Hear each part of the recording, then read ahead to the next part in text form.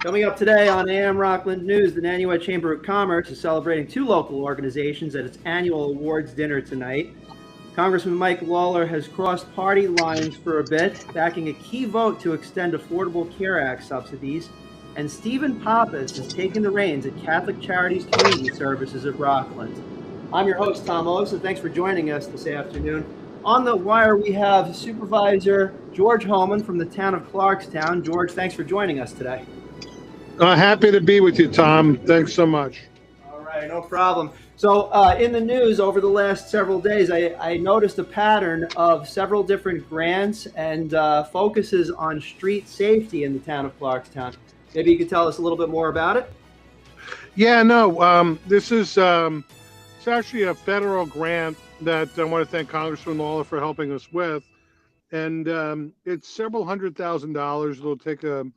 It'll last over a 2-year period, and it's literally to do a safety study to see how we can improve safety on a bunch of our on all of our public streets. So we received the announcement, and so we just wanted to let the folks know in the town about it. We've been very successful under my administration in getting grants, applying for and successfully receiving them, well over 40 million since I've been supervisor. It's just this is our second grant announcement of this year. Right. We had just over $1.5 million that we received, for from the state for sidewalks that we had talked about just last week with you, and now this that we just received the notification. So we're notifying our residents, and so we're going to be moving forward with that. I'm thrilled, but honestly, what we're going to be looking to do is this grant will pay for an outside engineering firm to look at targeted streets to be able to address public safety. So literally things we might be able to do to reduce accidents, maybe reduce speeding. So it will actually help us with the planning for that. The other thing that's pretty unique about this, Tom, is that we're going to work with the feds obviously to be able to seek outside engineers to work in this. But with the advances in AI, there's so much that AI does where literally it can take traffic accident reports and data, Exactly. and incidents that are reported, and it can literally pull all of that together from various sources, and it can almost do like a heat map of the town, of areas that are of particular concern, and then based upon that it could offer some suggestions on how we might be able to address some of these things like speeding, or things like a higher abundance of accidents in on particular roads. And we currently have a safety study on both Route 303 and 304 that former Assemblyman Ken Zabrowski and Senator Weber were able to obtain the funding from the state for us, and that's well underway. There's been some community involvement, and that should be completed this year, in the not too distant future. So this grant, we're really going to look to all the other roads within the town, and maybe a portion of these highways as well. And again, as I said, we'll be looking to do an RFP to bring in an outside engineering firm, traffic engineering firm that will be able to look at all of our roads and give us some suggestions on how we can address some of these things. And again, we're looking for practical suggestions. That's what this will do. Be able to give us action items to be able to really improve safety for our residents. Yeah. And the grant with the grant was 1.5 million for sidewalk construction replacement. I noticed in the article that we did the other day, transit-oriented development, the TOD zone, which is something that was a hot topic in the second to third quarter of last year, with Alexander Properties purchasing the shops at Nanuet and rebranding it into the Nanuet Town Center. So there seems to be, no pun intended, a bit of an intersection of several different concepts that are coming together. Do you have any thoughts on, obviously the Alexander Properties hasn't really disclosed their vision for the new mixed use housing, but does that tie into what's going to be happening at that, as people traditionally call it, the Four Corners area of Nanuet? Yeah, so I'm sorry, Tom, you dropped for a second. So the TOD area is actually just south of the Nanuet Town Center, formerly the Shops at Nanuet. Right. So I know that they're looking. They've had some initial conversations, and we're waiting to hear back from them. But what I can tell you is, within the TOD Center, that we do have at least one applicant that we do expect coming in. The Cohen family own the property right next to the train station. They've sold the property, and the new owners, we expect, will be filing plans to come in before the town within the next quarter, from what they've told us. So we will start to see some development in that area. And there's been other folks that have discussed, but frankly, Oh, I think we might have lost you. uh, I think we lost you. can you hear me? Yeah, can you go back about 10 seconds? What Yeah. you were saying? Yeah. So I think the cost of construction loans Right. has probably slowed things down. But as interest rates start to come down, we do expect that we'll probably see some of these projects. In addition to that, just planning. But there's been a number of folks that have been reaching out, and again, it's limited. I don't want people to have fear that, oh well, we're at this TOD and there's going to be huge influx. We capped it. It was well studied, and it's up to 500 units across the entire, basically from the Nanuet Mall South all the way down to through Church Street. And pretty limited in 3 different zones. So really, the goal is to try and clean up that industrial area around the train station. And the good news is, I do expect that you will see several projects coming in before the planning board during the course of 2026. Congressman Lawler praised the initiative on the flip side of the traffic grants, the $315,000 that Clarkstown secured for federal funding. He said, and I quote, just go here, this funding will allow the town to analyze crash data, conduct community workshops, and create a long-term strategy to enhance safety and quality of life for residents. So, going back to that intersection concept, do these two grants in a way, work together, if you will? One is for the actual construction. The other is for the study. Does one come before the other, just to get an idea of the timing of how? No. So the sidewalk grant will move forward, and that'll just enable us to redo those sidewalks and extend them on those couple of streets, which will really help to interconnect. But the safety study, frankly, goes beyond the sidewalks, and I'm sure it will incorporate where we can improve and enhance sidewalks. But I think the safety study, $315,000, it's a sizable grant. Yeah. And given the advances in AI, I definitely think it's. Literally, in the past, traffic engineering firms would be paid, and you do traffic studies, and they would have to manually pull reports and collate stuff. AI can do this in seconds. Yeah. And Beautiful thing. yeah, no, seriously, and they can literally tell you, between 313 and 418, on Thursdays, you have, there's more accidents that take place in this area. And so therefore, what can we do based upon that?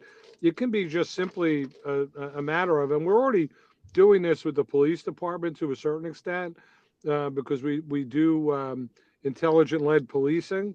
Mhm. But it could be as simple as saying, okay, we need to do something with putting a cop over in this area because people will slow down, and on at these particular times, and that's why you're starting to see, not just with the town, but the state police as well.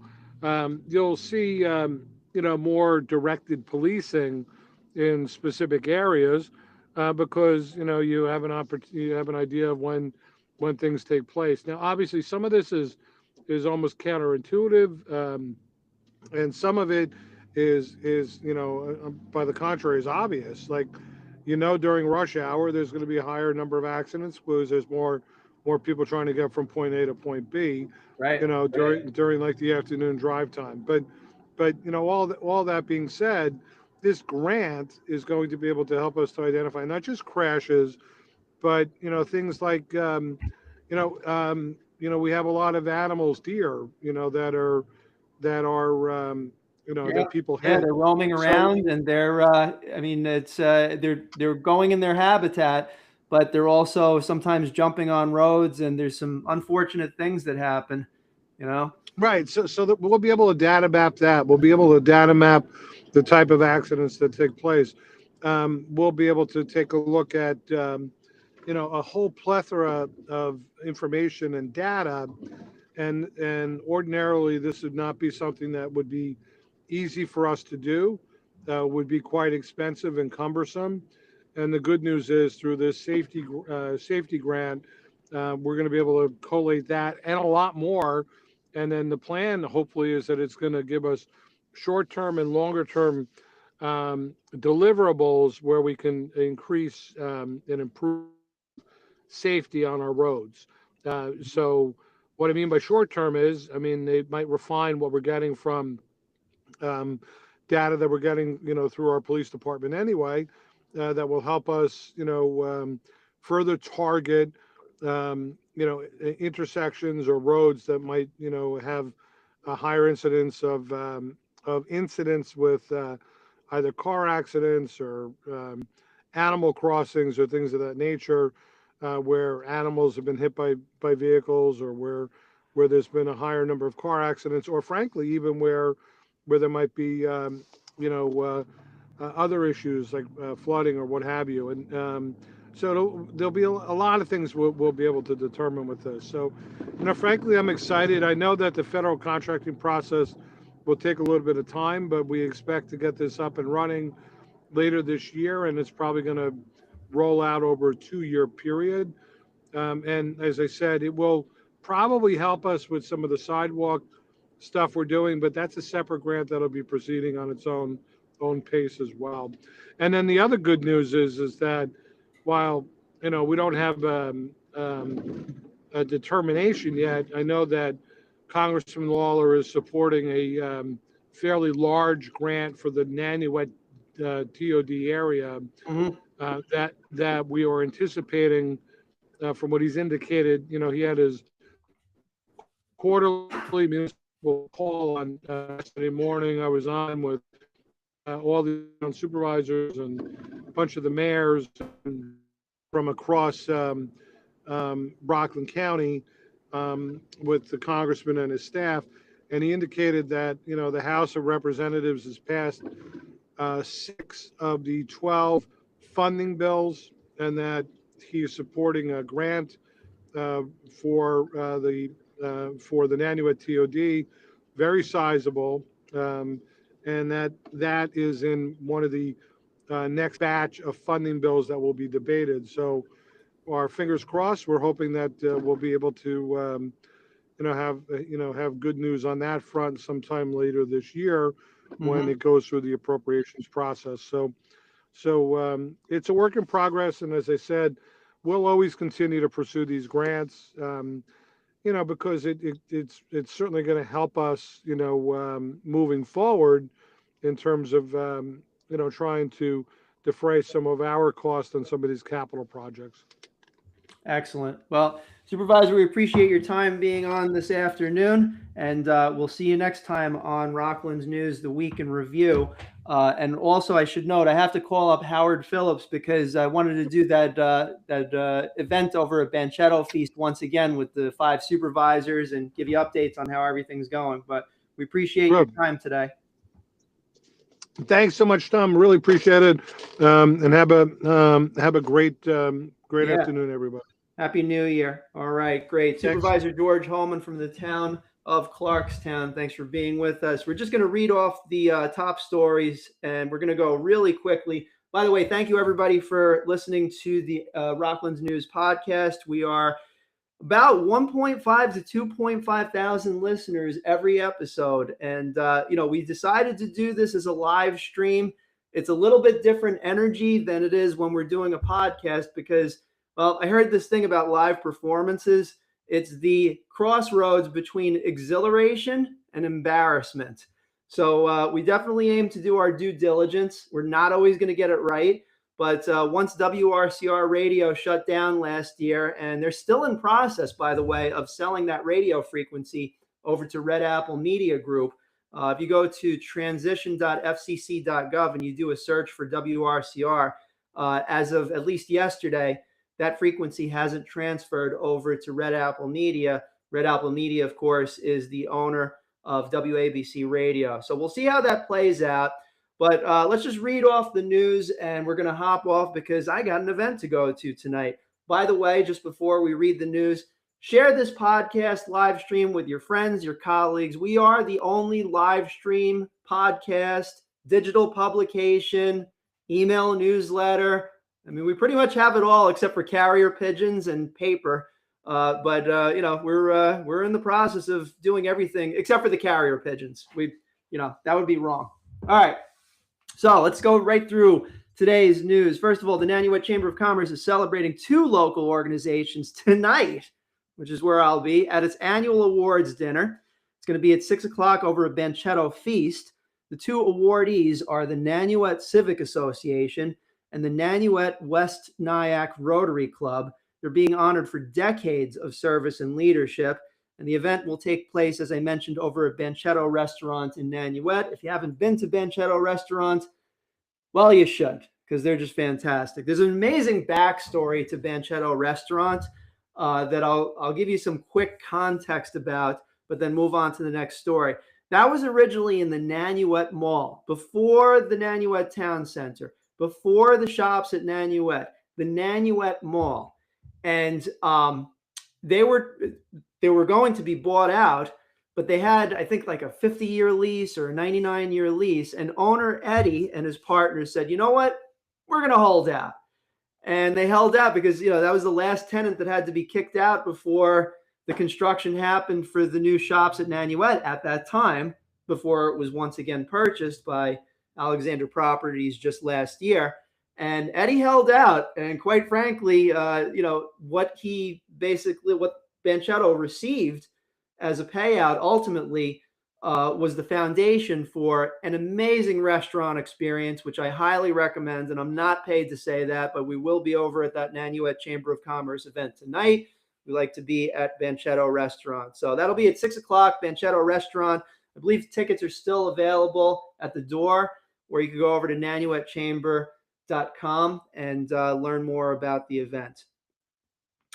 As we mentioned several times over the weekend and yesterday, Congressman Mike Lawler has crossed party lines, at least for this, backing a key vote to extend Affordable Care Act subsidies for 3 years and unlock child care funding for Rocklanders in need. Lawler's support was pivotal in securing a 3-year extension for health benefits in the 17th District. On a side note, everybody on the Reddit Rockland group is still mad at him for voting that way and now being fake. I can't even follow why people are mad at this guy on either side, but it's definitely interesting to watch and also, as best as possible, objectively publicize. And that's what we do at Rockland News, along with everybody else too, just so you know. We aim as best as possible not to take sides. We're just observing and reporting.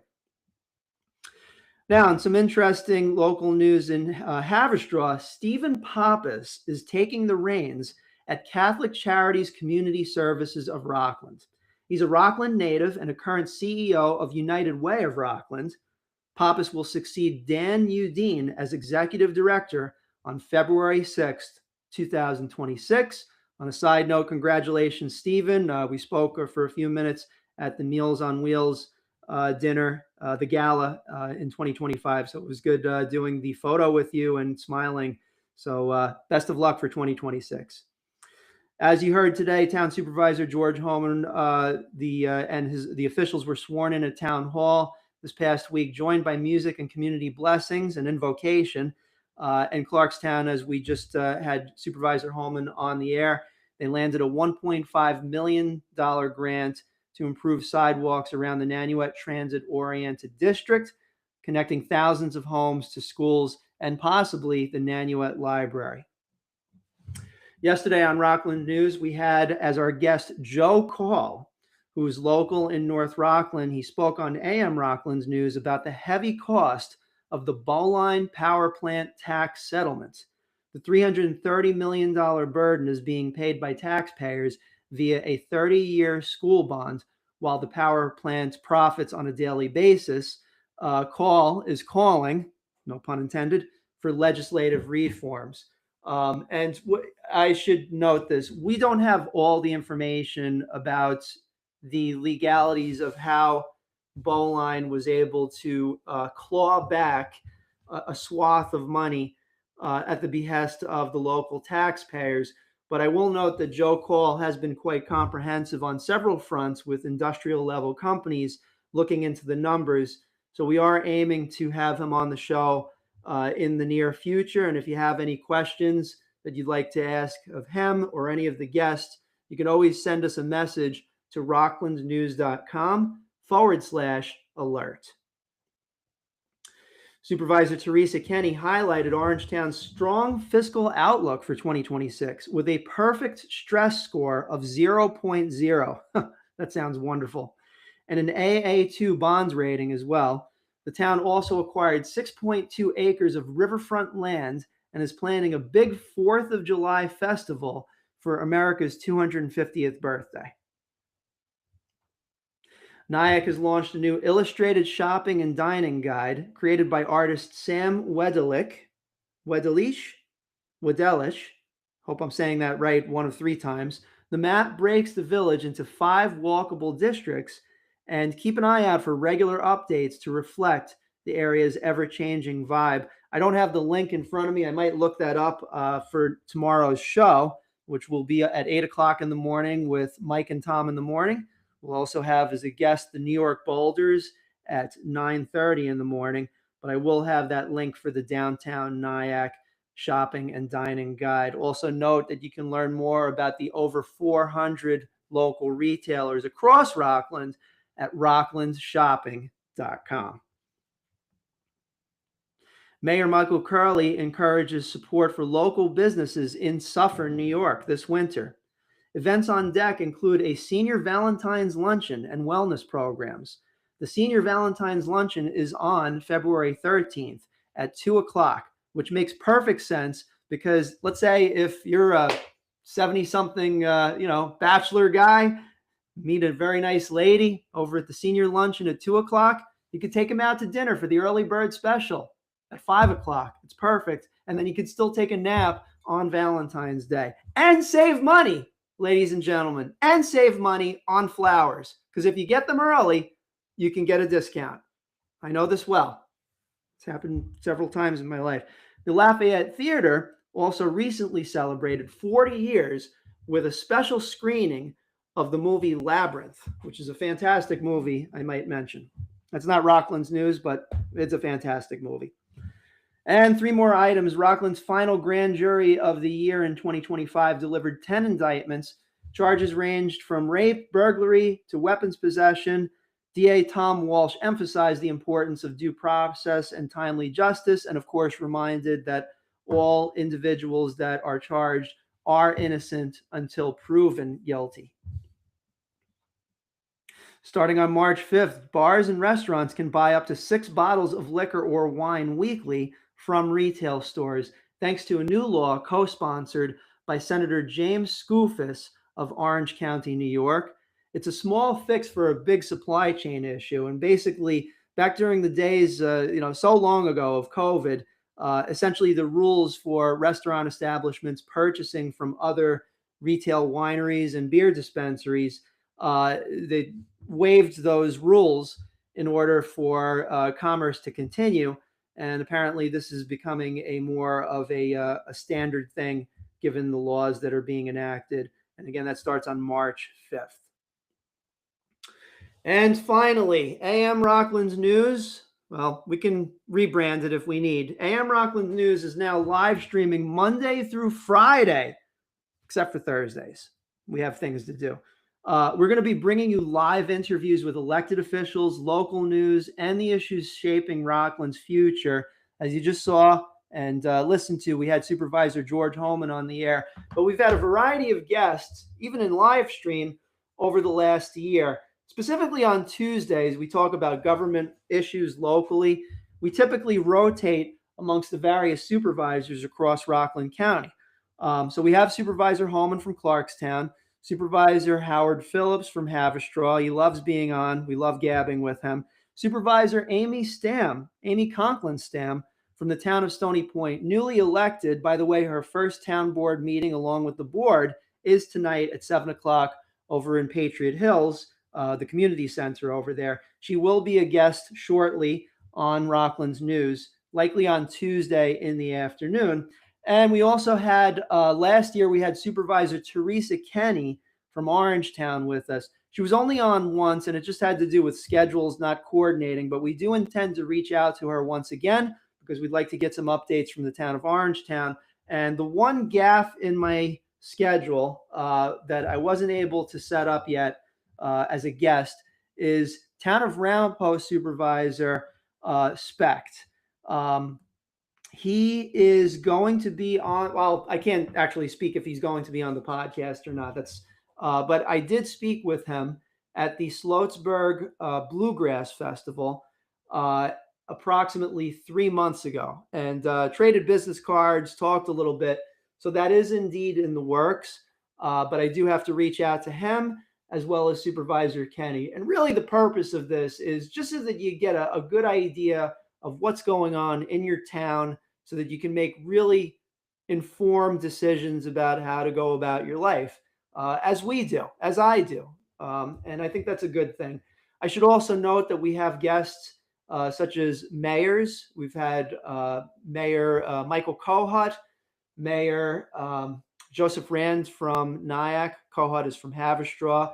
And we should, in the next few weeks, have Suffern Mayor Michael Curley on the air as well. We're looking forward to that. I actually had my 46th birthday over at his establishment, Curley's Corner. This is before he became mayor of Suffern. He's a very well-regarded mayor from what I understand, so we'll look forward to getting some updates from him. And we've also had individuals such as Mayor, like I said, it's not going to be perfect, Congressman Mike Lawler, and he's been on Rockland's News twice. We'll have him on probably once or twice again throughout the year, as well as state senators, assembly persons. Notably, there's an upcoming race between State Senator Bill Weber of New York State, 38th District, and Mayor Joseph Rand of Nyack, who threw his hat in the ring for New York Senate 38th District. So that should be interesting. And for the record, I'm going to say this right now. I'll say it again. I like both these guys. I just do. And that's not to be political or not political. I, speak with them and I consider them pretty cool people. And what we're going to aim to do is we're going to try and ask some challenging questions. But at the same time, we're also going to give both guests the ability to really speak and talk about the issues from their perspective. We're not looking to damn people. It's Rockland. It's not, the middle of Siberia. We're trying to get along with people and learning how they can get along with us and vice versa. Some other things, if you wanted to check out some of the other live streams that are happening, if you go to rocklandsnews.com/live, that is the entire list of all of the live streams that we're going to be doing. And shortly thereafter, and we got a little bit of a backlog going with the podcast, all of these episodes will be available thereafter on our Rockland's News podcast, which is available on Spotify as well as on Apple Podcasts. So for instance, at 3:30 in the afternoon, most days, we're going to have a show called Boots on the Ground on Tuesdays, featuring retailers from the Nanuet Chamber, the New City Chamber, North Rockland, Nyack, Pearl River, Suffern. We've contacted them all, and we're going to rotate. You'll have a story from a small business owner every single week, which, hey, there's always a story behind business. I've been in business for 18 years, and it is a journey. So I'm interested in hearing about the journeys of other small business owners who took that leap of faith. And I will tell you, it is a leap of faith, starting with a decision, but it just continues on all throughout your career, especially when you're in business for yourself. And then we're looking to do a business report at 4:00 in the afternoon on Tuesdays. Wednesdays, we'll have AM Rockland featuring Mike and Tom in the morning. That should be fun. And then we'll have the Sports Roundup featuring the New York Boulders, a representative from the New York Boulders, and Tom Brady.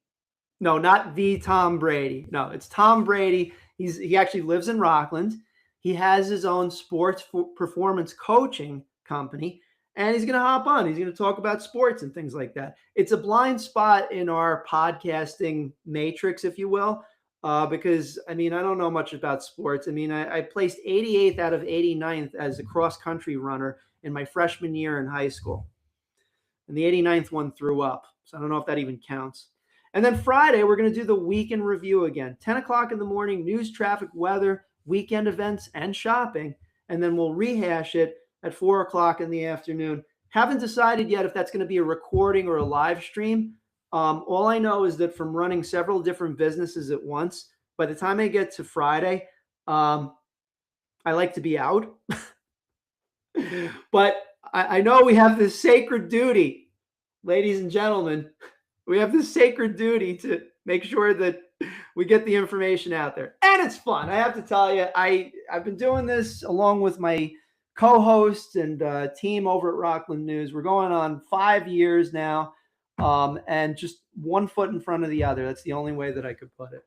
So with that, we're going to close out. I'm just going to do the final news, thank yous and sponsor stuff and all that good stuff. So let me just bring up our sponsors real quick and thank them. Okay, we want to thank Yabu Fence Company, located in West Nyack, New York, Dana Pest Control in Tompkins Cove, New York, and Easy Temp in Hackensack, New Jersey for all your ice machine repairs. We love Kobe Sushi with a jazz music lounge and music on Wednesdays and Saturday nights. You can check them out at KobeNewCity.com. It's a fantastic place. 80-person restaurant with 2 bars and music on Wednesdays and Saturday nights. Susan Bova, Coldwell Banker Realty, Lauren Molino Muller, Howard Hanna-Rand Realty, Whole Shot Bagels in Haverstraw, 99signs.com, FZ Perfection Auto Body Repair, Clean Space Maintenance Management Company, and our new sponsor, the New York Boulders baseball team. Take care for now. Bye-bye then.